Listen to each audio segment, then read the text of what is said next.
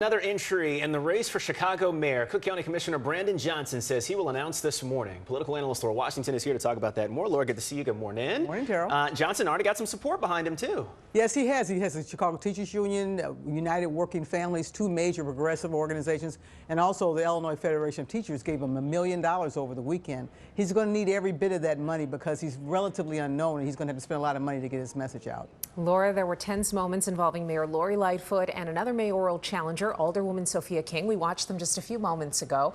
Let's see it again. If you would spend more time attacking problems instead of people, we would be much better off. I'm not going to let you make a political speech on the floor because of your aspiration. So was Alderman King making a political speech, Laura? Well, Tanya, it wasn't a speech, it was one sentence, but it was clearly a political move. She's running against the mayor. She didn't like a move that the mayor made in the council, and she fought back.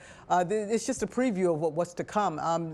Sophia King has been kind of a sometimes in, sometimes out ally of Lori Lightfoot, but she's obviously taking the gloves off now. Was the criticism fair, though? It was over an appointment to head up a committee by an alderman who's retiring. Yes, and it was the extraordinary thing was that she moved to get that alderman voted in to run the committee, and it was voted down by the city council. And that's something that never happens. Wow.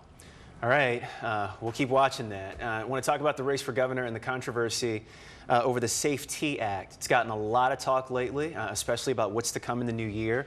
Governor Pritzker told us that he would add an amendment to make sure no violent criminals are released on January 1st. I mean, does that make a difference, Laura? Well, there's been a lot of criticism about that provision in the law. Well, his commitment was pretty vague, so I don't know what that means. The devil's going to be in the details. There's a number of working groups in the General Assembly who are working on trying to make that fix now. Laura, two members of Congress from Illinois, Marie Newman and Chuy Garcia, retracted their letter pushing for a ceasefire in Ukraine. Why? Well, the letter was written months ago, and it was part of a larger progressive national congressional group. They signed off on it months ago, but it wasn't released until just a few days ago, and it's out of date because at the time they wrote it, Ukraine was not doing well. They were losing the war against Russia. Now they're winning the war, so it looked like they weren't being supportive of Ukraine. They got a lot of blowback on that. Got it. Yeah. All right, Laura Washington, good to see you. Thank you. Hey, if you like that video, be sure to subscribe to our ABC7 Chicago YouTube channel.